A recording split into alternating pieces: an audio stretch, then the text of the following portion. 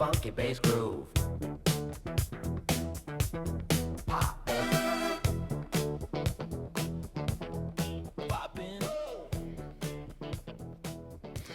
Welcome, audience members, to Conversations in Pencil, the Rough Draft, because every life is a work in progress worth sharing. I'm Nathan, and this is my co-host, Tayla. Good morning, Tayla. Good morning, guten Tagen. Guten Tagen, good afternoon, good evening, depending on where you're listening from. Good night. And good night, everybody. Cut. That's us over and out. So, Taylor, episode 4, the nervous system, why we get stuck, and how to reset. Welcome. Man, another rough one. Another rough subject to talk about. Yeah, boy. So, knowing that it's going to be a little more intense today, how are you arriving in this moment? When you gather around with your friends and Nathan turns to you and says, Taylor, how are you today? Taylor's a little stressed about this one. This one hits home and it's a bit rough and a bit hard. But she is trying to regulate herself. She has got sweaty palms. But we're good. I think we can do this. It's so interesting as you talk because there's times where I hear music playing. Like the Eminem song that just popped into my head as you said that. I literally was going to be like, my palms are sweaty. But I love this constant live soundtrack that plays in my mind when people talk. So, well, you asked how I was arriving. How is Nathan arriving? Today, I feel very intensely about this subject as well. So, it's not that it's overwhelming. It's that I'm a bit nervous about it being overwhelming because I have experienced this exact thing. And I feel like I've been stuck for years of my life. And it took a lot of work to get moving. And I feel like I collapse quite often and feel worried that I'm going to get stuck again. So I appreciate these nerves that you have as well. I am a little hyped up. I haven't done a lot of sleep. And I haven't had caffeine because that would stop the world spinning. So for me at the moment, I'm ready to go. And I'm hesitant. And I'm going to do it afraid, which I'm calling courage. That's me for this morning. Let's do this afraid, Taylor. So more music, dramatic music, please. God. Now apparently our squad is winning on Fortnite, and I'm showing how many crowns I have. Dun dun dun. So this topic of being stuck. Your nervous system getting stuck, and why it matters in our life, because we've both spoken before and lived through these moments, these frozen moments, and we've had to try and learn skills and coping mechanisms and ways to notice them and reset our nervous systems to change it back to all of these buzzwords that you hear. Regulated, calm, peaceful. Just back into flow. I like to think of it as I'm back into the flow of life and I'm not just frozen in position. So what we can do today is I can explain a little bit of what freeze is so our audience can identify it. And then we can see how each of us have experienced this, so it makes it clearer for those that are listening also to be able to identify it in their lives. And then we can look at how we can put certain things in place to help this from not happening or to help us when it does happen. And some tools to reset our nervous system. And then, as always, we're going to do a tapping practice at the end to support all of this also. How does that sound, Tayla? Terrifying. Terrifying it is. I'll take terrifying on table 1 and the check, please. No, I think it'll be good. It'll be good to explore it and correlate how we are with others in the audience who possibly might be feeling the same way. Yeah. See if we can look around and see who's in the same boat as us and realize we're not alone. And the boat's on fire. Oh my goodness. We're sinking. Jack, let go. Burning. Just let go, Jack. Push him off. There was enough board for that man. There was enough board. There was enough door for that man to be not frozen to death. Jack was definitely frozen and not in his nervous system. She was just we've opened a can of worms here. Don't throw rocks, audience. Yeah, we're in concrete boxes, so it's okay. You probably could throw rocks. Okay. Using humour to deflect.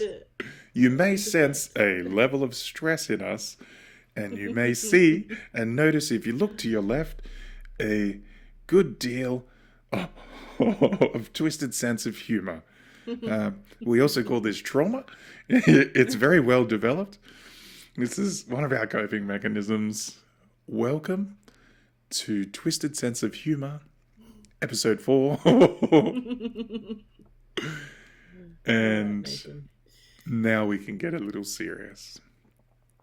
So, I'm going to explain what's happening when we freeze and see if all of you can look and find moments in your life where you've experienced this. Sometimes when our nervous system feels really overwhelmed, the mechanism in the brain that once it reaches a specific level of overwhelm, it takes over. And we fight, or freeze. And there's another one called fawn, but we don't have to get into the specifics of all of them at the moment. Most of the people are going to understand the desire to turn and fight, defend yourself, basically, is how I think of it. Turn and run to kind of save yourself. Or the frozen one where it's so heavy that you almost feel like you're going to drop into a ball and just curl into the fetal positions and let the bear just do its thing, and hopefully it leaves you alone because you're playing dead, like the possum. And it's this sort of last-ditch attempt to save yourself. So it's like the circuit breaker in a house that flips off. You draw too much power, you switch the kettle on and the power switches off in the house, or it's your body just going, there's too much, it's too fast, let's shut down until it feels safe again. It's a beautiful life-saving mechanism that helps us cope with the most heavy parts of our life. And the way it can feel in the body is exactly why we describe it as being stuck. It is the blank mind struggling to think. Sometimes people describe it as feeling like they're stuck in the mud or in concrete or unable to move quickly, and their brain just turns off and they can't. Their brain becomes foggy. It's hard to have clarity. Just like the Gen Z term that they're rolling around with today, bed rotting. Bed rotting is a good description for stuck. It is almost the incredible decision, even if it's at a subconscious level, to remove yourself from the world into a safe little cocoon and wait for it to pass. And then you feel like you can get up and get going again once the danger's passed. And the world is very much built towards this, which is why it's becoming quite an epidemic, because algorithms and social media and even media providers themselves are tailored towards getting us to consume, and one of the most effective ways to consume is to have people in a freeze trying to distract themselves from their freeze and their current situation to bring relief, and they effectively use games and movies and reels and social media apps and people chatting away and not having to face the stress and pain of what has caused the freeze in the first place. So what's fascinating is a little bit of science towards the things like the brain fog. There's different parts in the brain, if we're going to keep it as simple as possible and not go into the science of it all, that take over and they switch off other parts of the brain, like the logic centers of the brain, where you think through things and you reason and you use your logic. Those parts of the brain can get switched off in a freeze. And the parts of the brain that send the signals and the chemicals to be released into the body, the signals for the chemicals to be released into the body to help you either run, freeze, or fight, these ones take over and they put you in this state, this reactive state, to survive.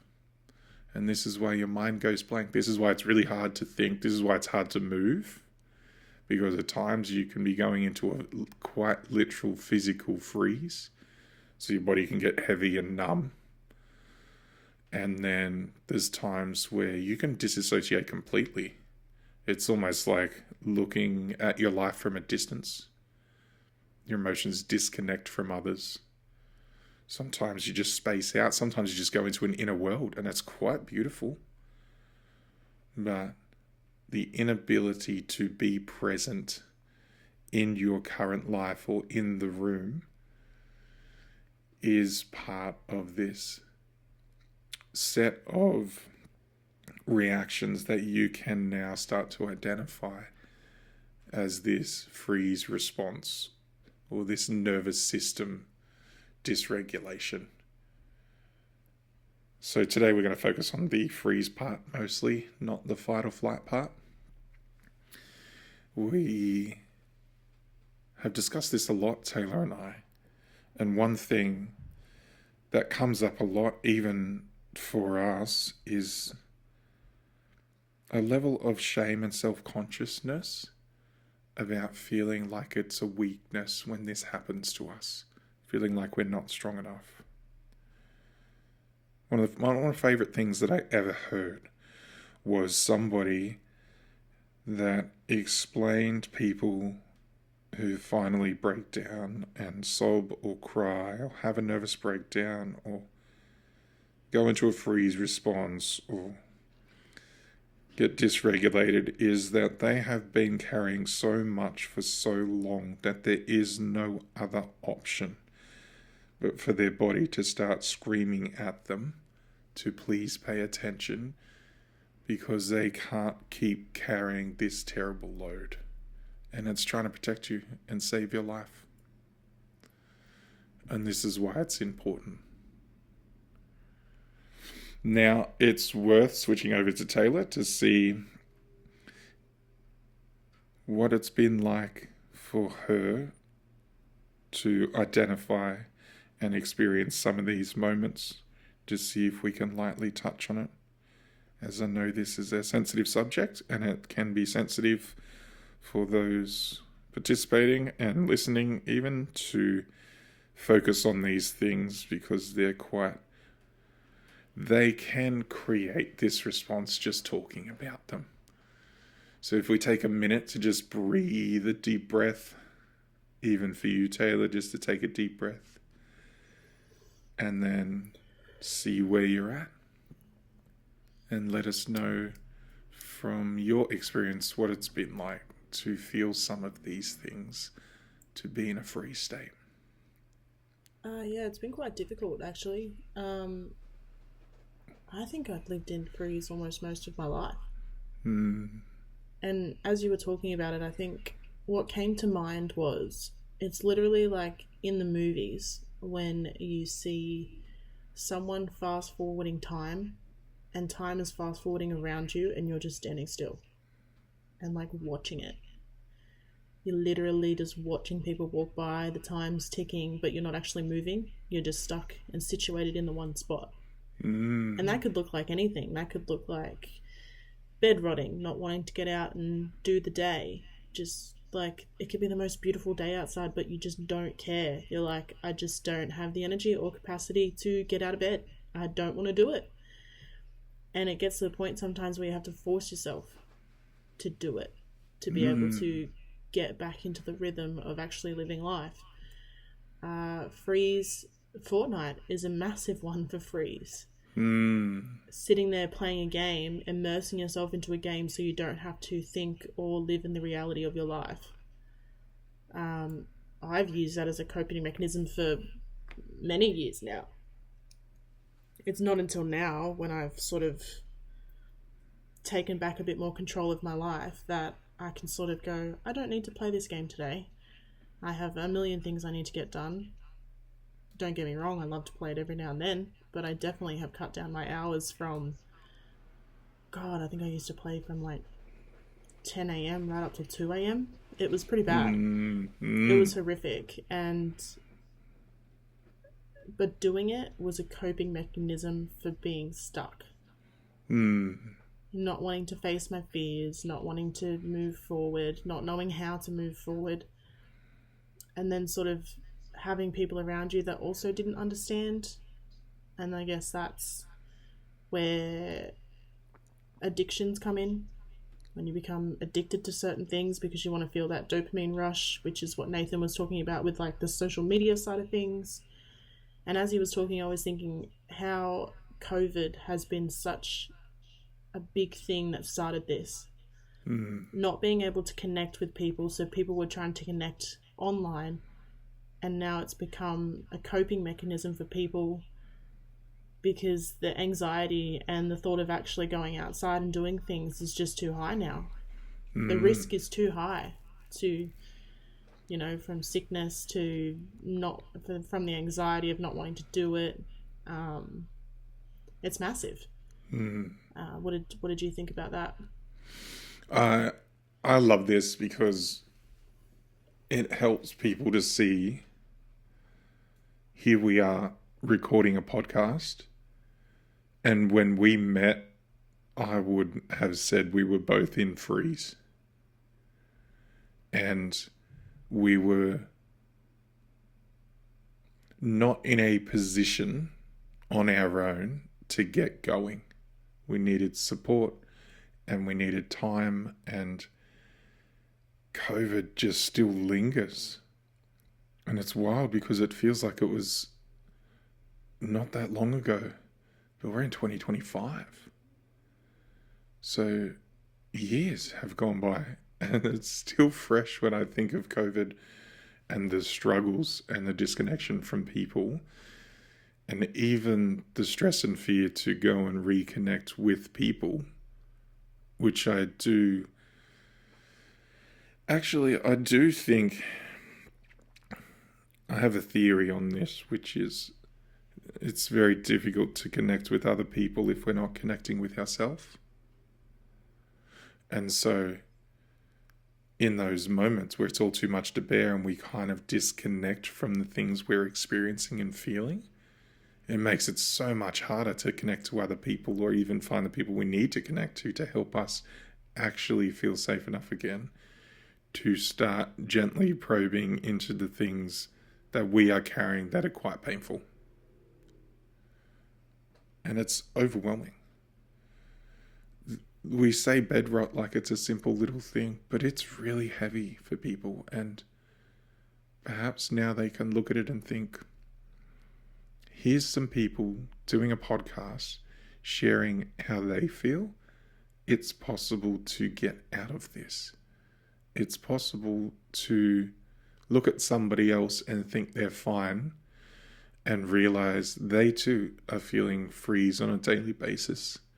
And every new thing feels overwhelming and intense, like being hit by lightning. And we feel this incredible sense of shame. It's very painful because it makes us feel more alone. Yes. But I think too that it's good to be graceful with yourself. I think it's okay to take those moments to bed rot every now and then and reflect and give yourself some time and space and really acknowledge what's happening in your brain. But I think the biggest part of that is also not staying and getting stuck in it, which is the big thing about being in freeze. Mm-hmm. So it's accepting that it's okay to do that every now and then, but not delving into the deepness of it and staying in it. You've got to pull yourself out of it with everything that you have. Mm. So staying in this freeze for too long, I would describe it as feeling incredibly powerless, disconnected, very helpless. And just like you'll never get out of it. That's the thing. It's that despairing thing. Perhaps our audience members that have seen this, perhaps the ones who haven't seen this, I think of the never-ending story where his horse starts to get overwhelmed in the swamp and it just sinks under and drowns. And he's just despair. And you're just slowly stuck in the mud and just slowly sinking. And that's the feeling, what it feels like. And you can't bear to focus on it or concentrate on it or try and think of getting out of it. You're just like, somebody help me, please. And the idea of returning to a balanced state is so far from the mind. And you can't even think clearly in this state. And you are too afraid because there's so much pain you've experienced to go near and connect with anyone. Or to even make choices that are different than just trying to survive. It is a survival state.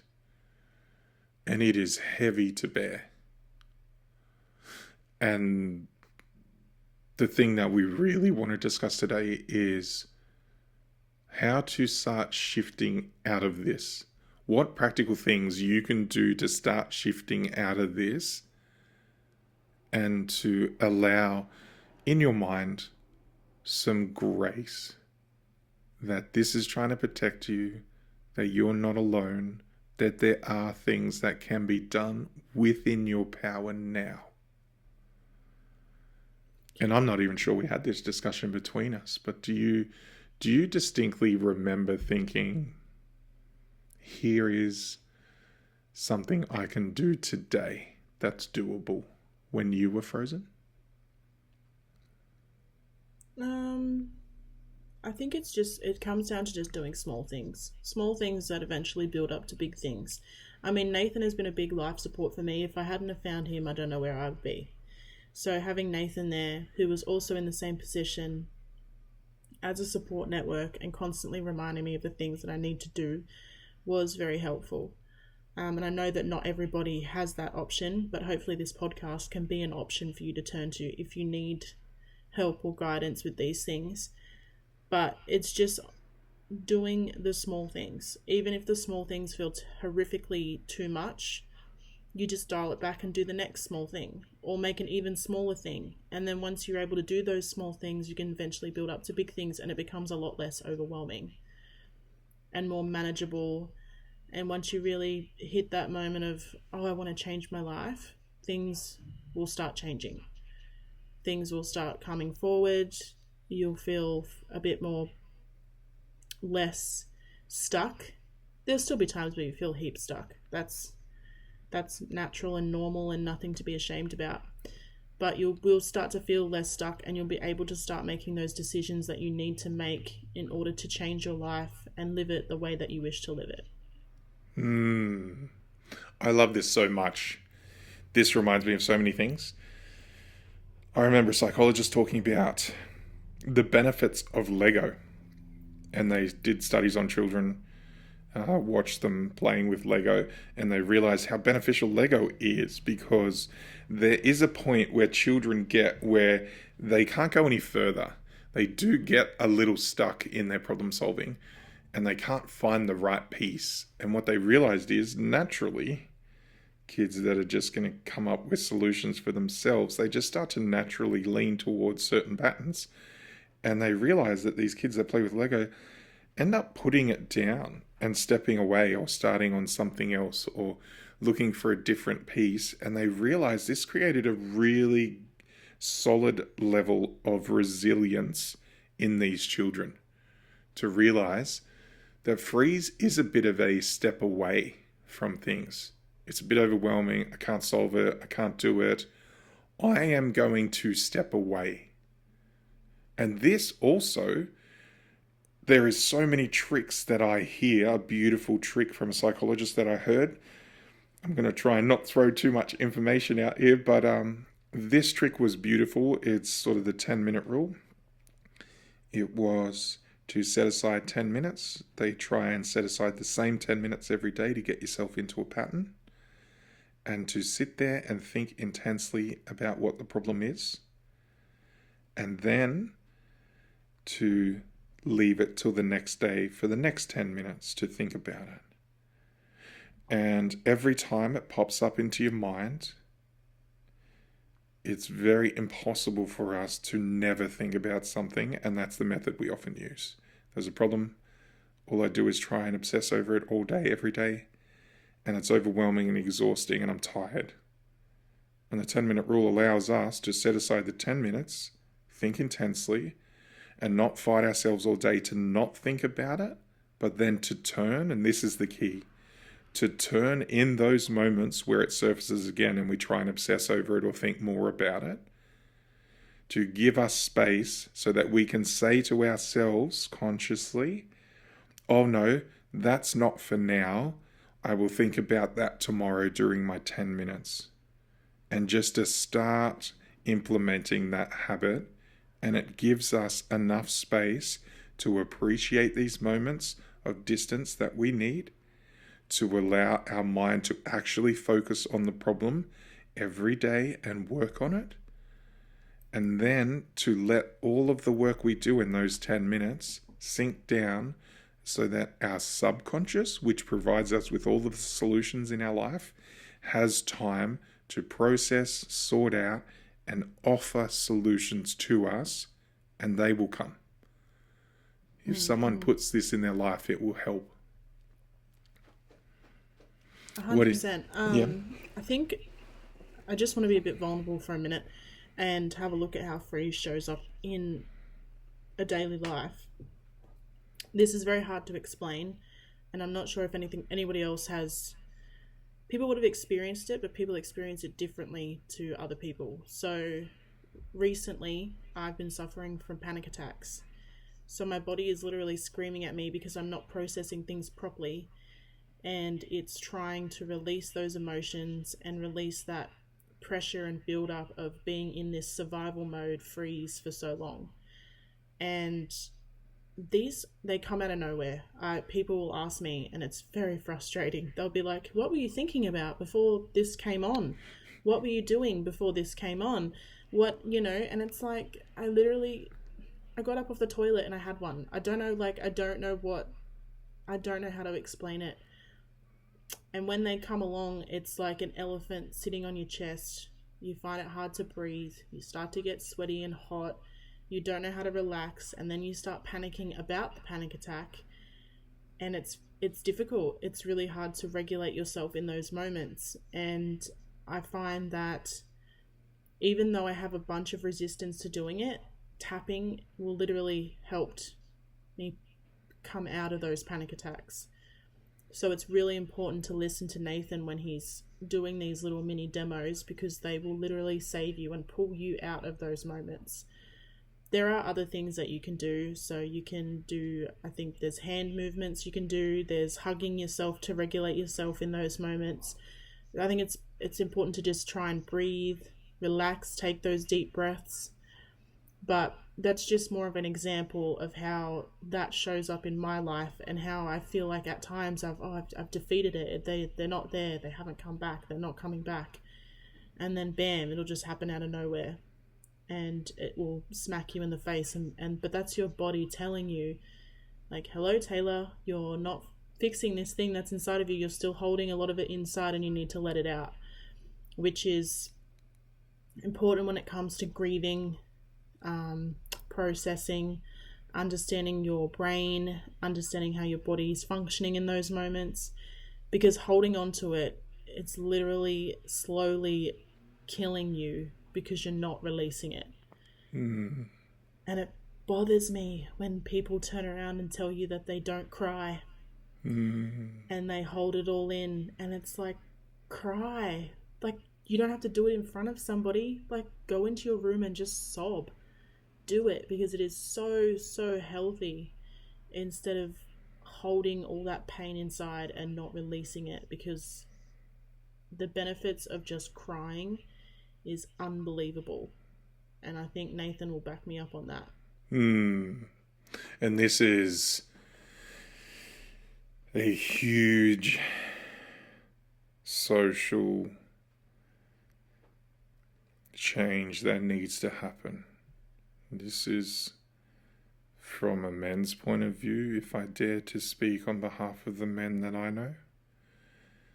The reason men are struggling is because it's very frowned upon for a man to fall in a heap or be anything other than stoic or angry,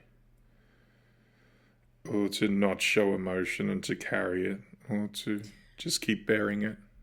Which is, I'm trying to think of the right word here. It's not funny, but I mean, like, which is foreign to women. Because I think when we see a man cry, we see his vulnerability and sensitive side, and we think that he is more of a man for crying than holding it all in.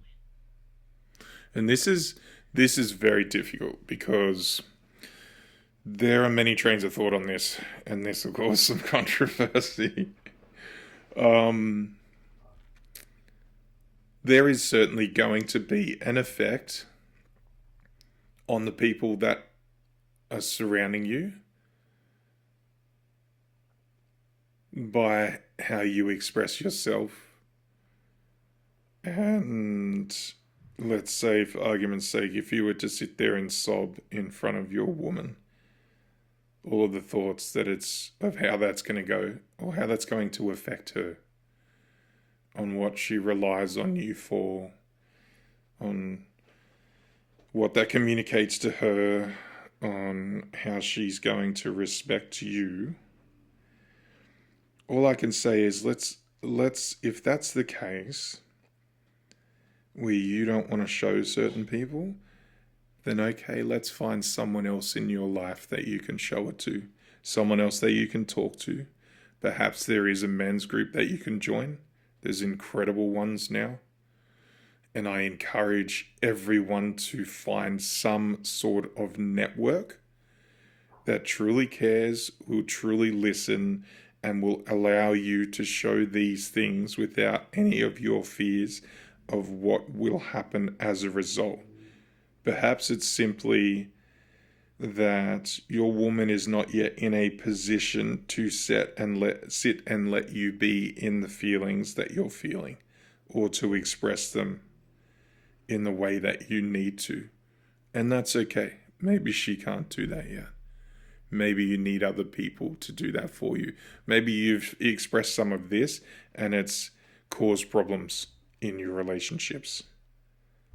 What I do know is doing this alone is so much harder, and having a network will help you so much more than the isolation and loneliness. And perhaps it's just that you need to start building the skills to know who you are selecting in your network is going to provide the support that you need. I think it's important to say, even though I just said my statement about men crying, it's okay not to cry. It is it's okay to do that. But if you're not going to cry, then you need to find another way to self regulate and let those emotions out. Mm. To me, crying, and yeah, it might be because I'm a woman, I don't know, but crying is very beneficial Mm. for the body and for the mind, and just not holding it all in and making it worse and creating a heavier feeling in yourself within these freeze moments that we're trying to discuss in this podcast.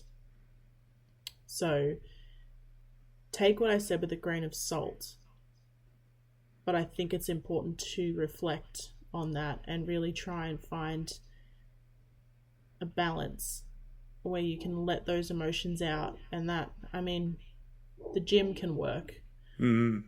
but I think the gym's also controversial. You cannot be running and going to the gym, Mm. running from your problems and using the gym as a mask. You have to actually be using it for the proper benefits that it's trying to give you if you're not going to emotionally release the pain that your body is holding. Mm. This is a good point to get to start talking about the things that we can do that will help us. So, as we've discussed, there's certain things like suppressing it that might work for a time. But if we're getting to a point where we're having panic attacks or these things are rising again, then that's a good metric to go, I need to add something else in. And what's hard is it might take everything you've got just to suppress these moments. You might be just out there using the gym every single day and still struggling and thinking, oh my goodness, is this actually ever going to get better? You might be at home. I do love this sort of contrast between the masculine and the feminine that we're discussing between both of us here today as well, Tayla. But perhaps some of the girls are there going, look, I am crying every day and I just am not feeling better. And it's like, okay, so that's a good metric to look at things and say, and by metric, I mean a ruler, something to hold it against and say, is this working or is this not working? I just want to add to the fortnight. Fortnight for me is the gym Mm. for people as well. So there is still an extent to where I mask to not feel pain or to create resistance within myself. So that's just something I wanted to add. I did use the gym as an example. So if you can correlate both, the gym to me is fortnight. Mm. So it's kind of the same thing. There are tendencies to where I mask as well to be like, oh, I'll worry about that later. But that's why these panic attacks were arising, because I've literally been saying that for years now and I Mm. haven't been dealing with it. So that's just important to mention within this podcast, I believe. And what a good thing to know now for everyone and our listeners to actually see that doing this for long periods of time can have some quite adversive effects in our life.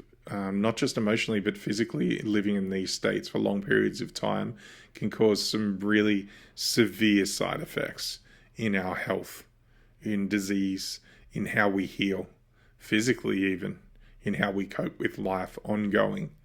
It sort of starts to wear down physically, even starts to wear off the ends of your nerves, so you literally feel the electrical currents more intensely, and that's not pleasant. It's the difference between putting your tongue on a battery to test if it's still alive and touching a car battery and getting that zap, or perhaps a zap through an electric fence that is around a cow field. It's painful. Imagine that going through your body all the time. Mm. Um, and I think just when it comes to those panic attacks and like resetting afterwards and self-regulating, after leaving, well, not leaving, but after the separation between my partner and I recently, that was kind of a moment of resetting for me, Mm. which has still brought up these panic attacks because you still have those awful thoughts about, am I not enough? Am I still doing the wrong thing? Have I done the right thing? Have I done the wrong thing? Am I crazy? Am I still going to be loved, cared Mm, for making these decisions? But in doing that, I was able to love myself and reconnect with myself to a point where I'm now on a journey of this podcast with Nathan. I'm Anything's possible at the moment, it feels like, whereas before nothing felt possible. Everything was at arm's length, everything was really hard to reach. But now, as I slowly regain some of my life back, things are possible. Living life the way you want to live it is possible. You mm. just got to take those steps, baby And steps. baby steps, yes, good thought. And this is, I guess, how I look at it as well. This is a reconnection to self. There's experiences that are overwhelming that we need some distance from, and we're going to struggle to experience, and we push them down, or we use coping mechanisms any way we can. And we get to a point where our body says, okay, it's time to start reconnecting to our emotions and start to feel things.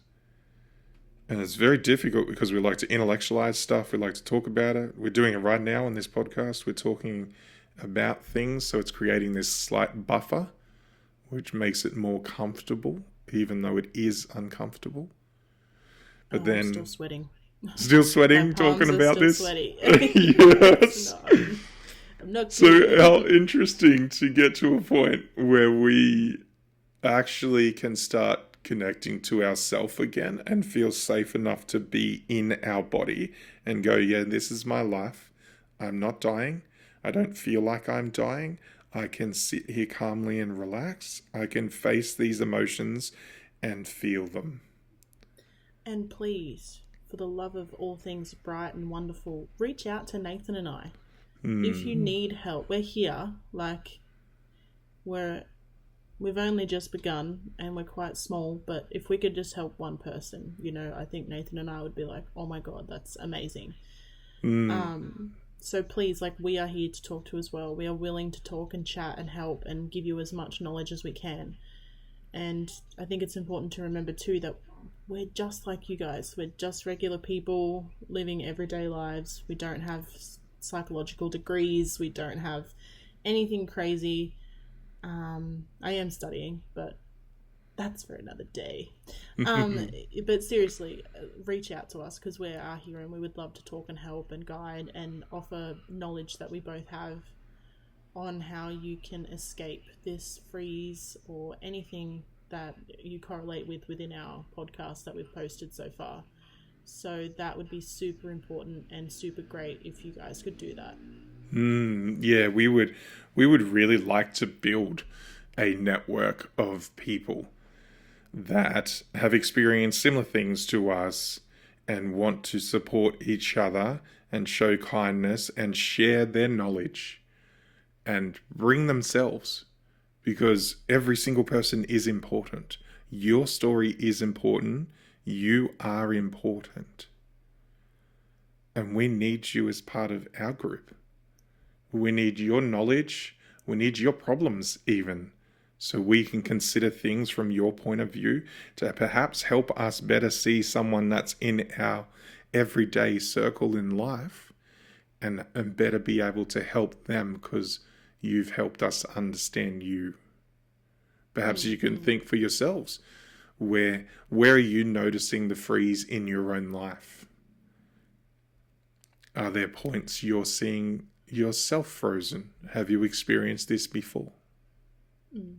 Yeah, it's very important, and just some tools Nathan and I have been looking at that could help you with this as well is things like when the emotion comes up, which Nathan has been trying to teach me this, to name it, feel it, and wait for it to pass. And the greatest thing about this is you could name it anything. You could name it Cheryl. You could name it Beryl. You could name it anything you want. Someone that you despise, someone that you want to be, someone that you think is funny. You could name it that, and it will also alleviate, but it will alleviate some of the pressure, right? From the Yeah. whole emotion that's trying to pass through you. Yeah. It will be like, oh, Mitchell's trying to creep up again. He's touching me on my shoulder and he's making me feel weird and uncomfortable and unsettled. But by adding some kind of light connotation to it, it kind of goes, okay, well, Mitchell's just saying hi and then he's going to pass. And then you can sort of start to regulate and understand what Mitchell's doing and how Mitchell is making you feel and what the feeling is inside of you. You know, whether that's grief, sadness, anger, despair, confusion. It could be any of those. But I think that's really important. That's a really important one for looking at freeze and naming it, and sort of going, no, not today, Mitchell. You know, like it's a bit empowering too because you're putting a name to it. So you're like, you know. Anyways. And what a wonderful thing to perhaps our audience can do this now. Think of something in their life which feels a bit overwhelming and name it. Give it a terrible name. That character in that movie or the show that you hate. Give it the worst name in the world, Hitler. let's give him a Hitler name. Shh, Hitler, sit down. I want to talk to you right now. And Hitler's wild. It's pretty heavy, but when I think of that, I do have some emotions that I could comfortably call Hitler within my body. Yeah. So this idea of actually naming certain things, right? You thought of one? Oh no, I thought of Bear. I was like, oh no, I can't because he's a German Rottweiler. No, because he's a German Rottweiler. Like, you can't call it Bear. And then to engage the senses. This is a bit more in depth, but it's okay. Perhaps use this logical, wonderful, creative part of your brains and start describing what it feels like. And we've done this together, Taylor and I did this recently. I just started describing the sensations as if I was narrating what was happening and I was the character in the book. I started noticing what it was and saying exactly what it felt like in my body and describing it and just saying it out loud. This is what's happening. Yes, please. My apologies, but I was just thinking about, as Nathan's talking about this, something my brother and Nathan have explained to me is they're like waves. Think of them as waves. So as Nathan's explaining this, waves that are coming over you and then crashing and then leaving, and then another wave that's coming to hit you and crashing and leaving. And finally understanding that analogy made me realize the passing of each emotion and how it doesn't stay for too long. And if it helps, there is studies on how long emotions and feelings stay in the body, and perhaps you're somebody who needs a bit more of a timeline. So it tends to be on average about 20 minutes long that you're going to feel an intense feeling for. And it might leave you dysregulated for longer than that, but the intense peak moments is usually not going to go past that 20-minute mark. There are certain things that are outside that average realm, certainly, and we want to acknowledge those people. But that might help some people just knowing that, okay, I just need to survive this 20 minutes. I just need to give it a name. I just need to narrate what's happening. And then perhaps you're in a position where you could even get to a point where you're moving a little bit. Sometimes we have rituals without even knowing. We'll go to the kettle and make our cup of tea and take a breath as we drink our tea, just because it gives it this peaceful, centered moment. Perhaps you're just in the bed rotting, and you just are watching video after video. And it's like, okay, let's take a moment, and I do mean a moment, like let's take 10 seconds. As long as it takes for me to say this, let's take 3 deep breaths. A big deep breath in through your mouth, out through your nose, in through your nose, out through your mouth. Breathe in through everything. Breathe out through everything. Maybe it's just that. Maybe you're able to just wiggle a toe, wiggle a finger. Which finger will you choose?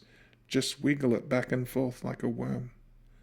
Just watch it move. Do that for 10 seconds. Maybe you can rock back and forth.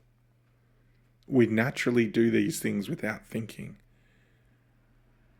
I believe there's people out there who take these deep breaths and it helps them relax. And they call it smoking. They just happen to add a substance in the middle of it. Yeah, But it's funny how it's always a detrimental, life-threatening substance. Yeah. It's not just going outside and breathing in the air of nature. Imagine still something taking that moment to breathe like 20, 30 times a day, you know. Especially if you're somebody who's trying to quit smoking or trying to change their patterns in their life. Imagine truly taking those moments, which I do recommend actually looking into this a bit more, because putting yourself in a situation where the habit is triggered is almost going to perpetuate that. So you might have to create a new habit. So perhaps not going to the smoking area to take a deep breath, but perhaps going to a new place on that balcony, that new balcony, that different spot, that little place, seat in the garden, and take your 2 minutes of deep breathing and come back inside. Take that moment to really tap in and feel like, finally I get my moment of peace. Rock back and forth. We automatically do this with Tayla, and I was talking about this in a previous podcast, that we naturally start tapping on certain points in the body or rubbing certain points in the body to self-soothe. And this is something that's really very helpful to... As I'm rubbing my face. As you're rubbing your face, yeah. Perhaps you can self-soothe by massaging your face, massaging your hands, holding your own hand, pretending to hug yourself, rubbing your arms, following through on our tapping in our sessions. I am contactable on my tapping socials. If you look for me on Instagram, The Unarmored Man, as in the knight who takes off his armor, The Unarmored Man. I am contactable for sessions or for personalized scripts, if you prefer it that way, to be sent them and just follow along with the instructionals. And you can do this for yourself, by yourself, as you lay there in the room. Perhaps you can just rock back and forth like we see sometimes in films and just self-comfort in that way. Just a little bit of movement, a little bit of thought, a little bit of being in that moment. And then I want to high-five you and be like, yeah, you did it. Perhaps you can't do that yet, and all you can do is name it, and I want to high-five you. Yeah, you did that. I love this. Yeah, let's do the high-five. I want a high-five. This is amazing. This is an overwhelming stage. It's possible to get out, but maybe right now we can do the tapping. We've come to that part of our podcast where we can actually do the tapping. Now, I have a video that I'm going to post on The Unarmored Man on my Instagram socials, and it's going to have an instructional of the points. So you can look at that video and find exactly where the points are and tap on these points that I'm going to say now. I'm going to get Tayla to demonstrate with me, and we're going to do some tapping on this specific subject, this unfreezing gently. So listen along. If you don't know the tapping points, if you can't look at them now, just breathe. Pay attention to your breathing. And we'll do that now. On the karate chop point on the side of the hand. Keep tapping on that as you repeat after me, even though I feel stuck right now. Even though I feel stuck right now. I honor that my body is protecting me. I honor that my body is protecting me. Even though Even though I feel stuck right now. I feel stuck right now. I deeply and completely I deeply and completely love and honor myself. love and honor myself. Even though Even though I feel stuck right now. I feel stuck right now. I deeply and completely I deeply and completely love and respect myself. love and respect myself. On top of the head, this freeze isn't weakness. This freeze isn't weakness. The eyebrow, it's my body's circuit breaker. It's my body's circuit breaker. On the side of the eye, and I can gently bring myself back online. And I can gently bring myself back online. Under the nose. Oh, under the eye, actually, sorry. I notice the heaviness. I notice the heaviness. Under the nose, I give myself permission to move again. And I give myself permission to move again. And on the chin, I can wiggle my toes and breathe. I can wiggle my toes and breathe. On the collarbone and just notice this moment. Or just notice this moment. Under the arm, my body knows how to reset. My body knows how to reset. The two wrists together, and I can return to balance gently and safely. And I can return to balance gently and safely. On top of the head, these overwhelming feelings. These overwhelming feelings. This freeze that I'm feeling. This freeze that I'm feeling. This freeze isn't weakness. This freeze isn't weakness. This heavy feeling in my body. This heavy feeling in my body. I give myself permission to move again. I give myself permission to move again. I can wiggle my toes and breathe. I can wiggle my toes and breathe. I trust my body to reset. I trust my body to reset. And I return to balance. And then I return to balance. I can breathe deeply and be here. I can breathe deeply and be here. I can listen to my body again. I can listen to my body again. I can be in this moment. I can be in this moment. I can feel my feelings. I can feel my feelings. I can name my feelings. I can name my feelings. I can move my body a little bit. I can move my body a little bit. I can breathe deeply.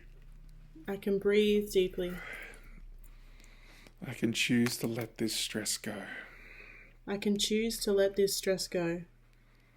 I can choose to relax. I can choose to relax. To unfreeze gently. To unfreeze gently. Take a deep breath.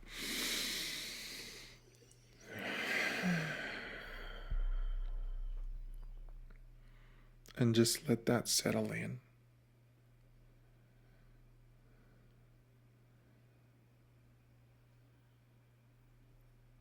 Perhaps you can do a round again. Just go back and play this again and work along to the same one. It's okay. Just tapping on these points that you follow along in the instructional videos that I've got. That's going to help you actually feel relaxed. Let the stress go. What's it like for you to experience, Tayla? Oh, I'm yawning now. Yawning is a Ready good for sign. bed. Yeah. So maybe our listeners can wiggle a toe or tap along some more or just name their freeze even. Just give it a name today. Maybe start that chat in ChatGPT and say, this is what I'm feeling. Start journaling. Or reach out to us. Reach out to us on our socials. We would love to hear from you. We are open, accepting, and supportive people. And that's what we want to create with this podcast. So perhaps you can reflect with the question this week, then maybe even in your journaling, to direct your mind towards focusing on something that can help this move. To think back and say, when was the last time I felt stuck? And how might I respond differently next time? Perhaps the same thing happens again. What would you do differently? You've probably had some amazing thoughts since then. That brings us to a close for today's wonderful podcast on the nervous system and why we get stuck, why we get stuck, why It we is soul suck. sucking.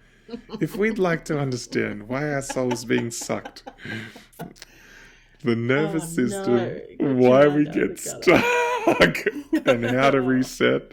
We apologize to any parents whose children are in the room from the mispronunciation there. In an attempt to connect it, I'm adding words now.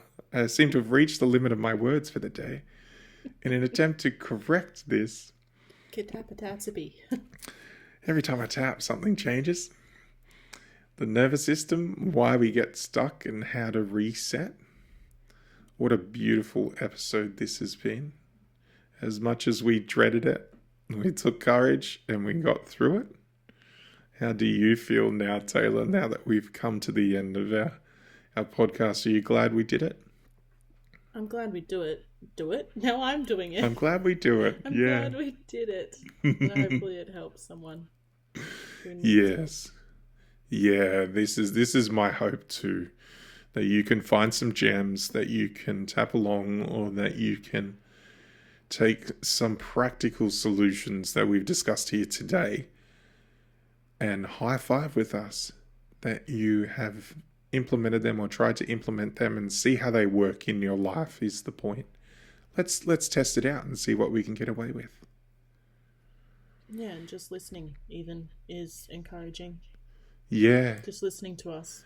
See, that's an amazing thing too. There you go. What a wonderful system that we're actually building here of, if you think about it, this is a toolbox for everybody to slowly put together. That song that you listen to that helps. That grounding object that you hold. The tapping phrase, or just the mantra that you say to yourself. All of these tools that you can have there available for you to help you deal with the freeze, to help you come out, or to help you cope with what you are experiencing that may put you into a freeze, these heavy moments in life. It's not just trying to get rid of a freeze, it's trying to gently guide yourself back into balance when it happens. It has been a beautiful episode. I have truly enjoyed this, Tayla. Thank you so much. No worries. No worries. So until next time, our wonderful listeners, remember, the beauty of life is that you can always erase, redraw, and keep creating. Thank you for joining us. It has been wonderful. We look forward to talking to you in the comments. And I'd like to say goodbye. Goodbye, Tayla. Bye, Nathan. Bye, everybody. We look forward to hearing from you. Till next time. Goodbye. Brass punches, sharp and perky, baseline dances. Real